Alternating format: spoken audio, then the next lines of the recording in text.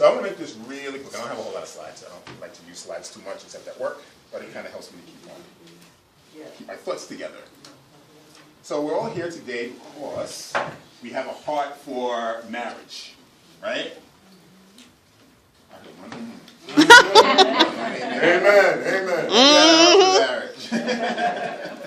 Trust me, you have a heart for marriage. And churches do, of course, have a heart for marriage. However, it's not really reflected in the amount of marriage ministries and the breadth of the marriage ministries that they actually put together in the various churches. I'm going to get back to that. So we're really here just to talk about what resources are out there that you can take advantage of to help build your ministries and perhaps give you some ideas on what you can do to bring back to your churches in order to enhance your ministries, those that have one, or to start building one if you haven't started yet. So really quick, Darry, myself, happy to be here, happy to meet all of you. This is just credentials a little bit up here. My wife, she's a social worker. I'm a project manager in the financial management industry. Okay, it's kind of a weird combination for marriage ministry, but we make it work. We'll get back into that a little bit later. We're also AACC marriage coaches, the American Association of Christian Counselors. Married 17 years, 2 wonderful kids. Yeah. And been in marriage ministry for 15 of those 17. Right? Yeah, we jumped in early.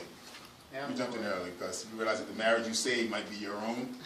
So, fortunately, we had mentors that came to us. God brought them to us, and they were able to get us started very early on, before a lot of the usual issues that come along with marriage really set in. But it was a calling eventually, and it's something that we still kind of struggle with from time to time in terms of how we're going to have that calling played out in our marriage and all the other things that we do. But we now have our own production. We call it I Promise Productions. And we use the word productions instead of ministries because we like to go not just within the churches, but to go outside of the churches, right? Because we are called to evangelize to those who are outside. And those who have marriages that are having problems, that's an excellent opportunity to really reach them because they're hurting for something, and that's an avenue for us to bring the gospel. Yeah, we can help you with your marriage, but let's talk about Christ. Let's talk about Christianity and how being a Christian can help you because you need that foundation. A lot of people are out there struggling in marriages without that foundation. I don't know how they do it. Without the foundation of Christ, we struggle with it with Christ as the foundation. Imagine how the world is. So we call it productions because we do a lot of things under the marriage ministry umbrella, but we like to also go out to the secular realm to bring them in. We founded it back in 2007, but we've been, like my wife said, in marriage ministry since 2002, I want to say. 2001. I'm an author, published 2 books and an audio book, and we're also working on the next book right now, which is coming out very, very soon, so stay tuned for that. And I'm a recent board member on the Parish Resource Center. So yay! All right, so you all know the sobering statistics about marriage. That's partly why you're here, because we're dealing with a climate now that's very antithetical toward marriages. And you all know that. It's an uphill battle when you're talking about marriage in churches. We kind of talk, I joke about it a little bit. I say it's kind of like the janitorial ministry of a church, because it doesn't get a lot of prominence, but it's so needed within the churches. And why doesn't it get a lot of prominence? Because we, as married couples, tend to take marriage as a very, very personal, intimate matter. I don't want to share my issues with my spouse with the greater public. Okay, that's for me and her to work out, and that's it. And that's kind of how we think about it. So when you talk about having a marriage ministry out, the first thing you notice is that a lot of the attendants from the church, they'll go to the singles ministry, they'll go to the men's ministry, but the married ministry, not that things to do.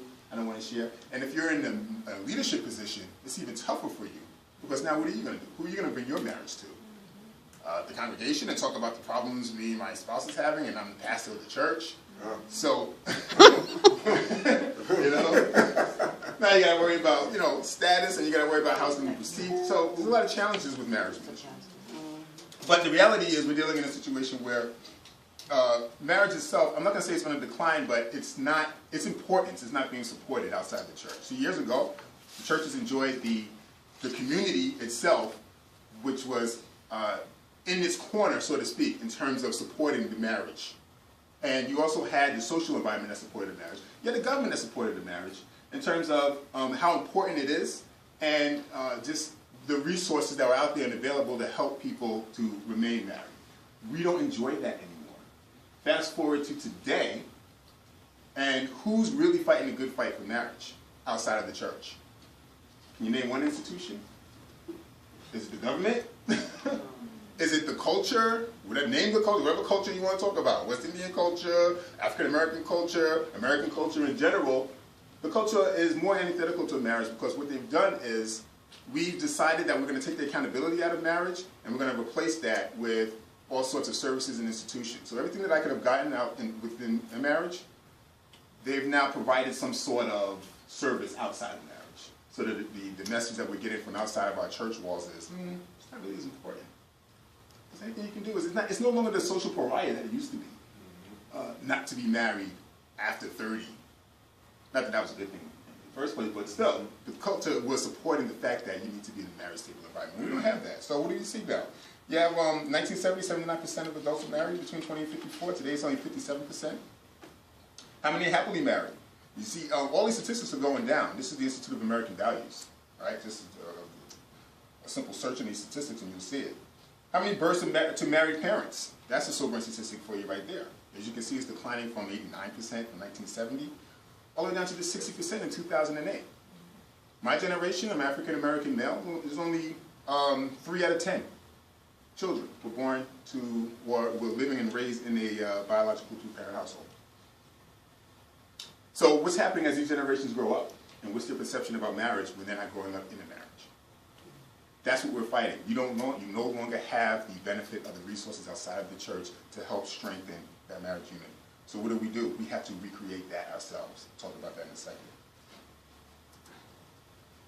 So what are our coaching principles? So Dari and I, we consider ourselves marriage coaches. You guys are the counselors. You ministers are counselors. You train, and God bless you. My wife is also a counselor as a social worker.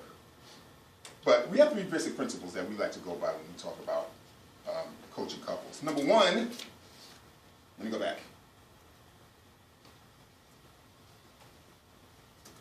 Oh, it's not going to come up. Let me do this. Here we go.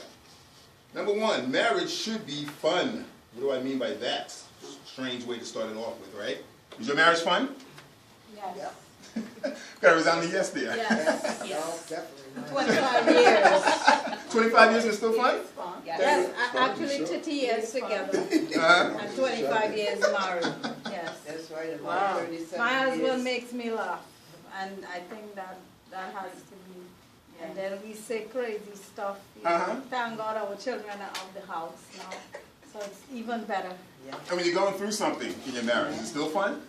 Yes. We put the fun in dysfunction. There you go. You have Exactly. But a lot of couples don't, right? Because when we do events as coaches in our ministry, couples don't show up and we'll call and find out why didn't you go? Because we're going through something right now and we don't want to be phony. That's what we get a lot. We don't want to be phony. See, so we have to flip that script. How do we make marriages fun to people who are in a marriage that's not fun, that are miserable? Well, you have to change their perception as to what it is to be fun. See, Hollywood tells us that our spouse has to make us happy, right? And if a spouse isn't making us happy, well, then we're going to be miserable, and ergo, it's the spouse that's the problem. So we had to take that focus off the spouse because we say that it's hypocritical to go out and for me to express affection for my wife when we're going through issues because we're being phony, but that's not true. In a Christian mindset, it's our faith that we act on, right? Not our emotions. That's right. Right. So if you want to talk about it, then it's phony not to act on your faith.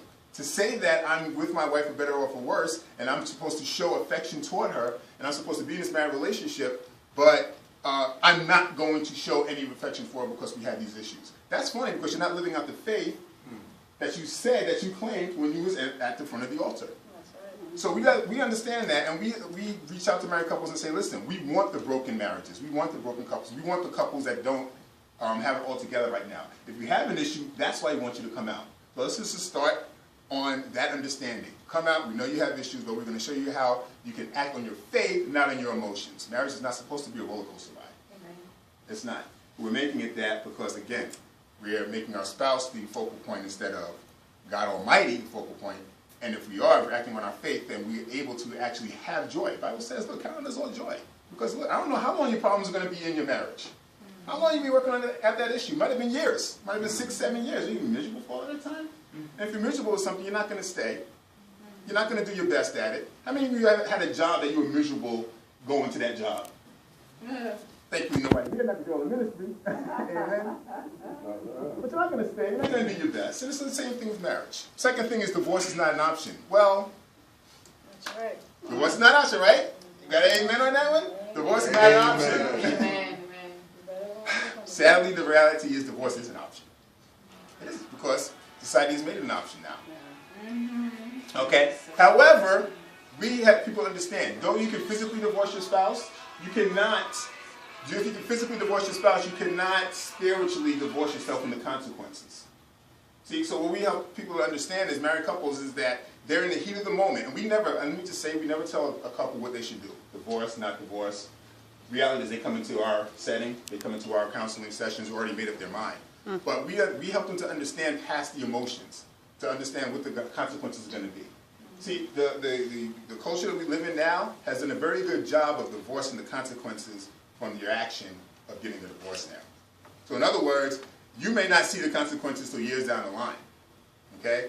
I got a divorce, my kids are young, then you know, your kids grow up, they make the same bad decisions, or they make wrong decisions in relationships. Okay? You're not going to equate the fact that maybe when I got divorced and how that affected my kids is a reason why they're making some of these decisions. You're going to say, well, okay, that's them, they're making the decisions. That happened 6 years ago. How are you going to hold me to something that I did 6 years ago? Aren't we hearing a lot about that today, in this day and age, right? It's the same thing with marriage. They make the decision in the heat of the moment to get back into this place of comfort that they want to be in, but they divorce themselves from the consequences. So we help them to understand that, and then get the whole idea of divorce off the table first.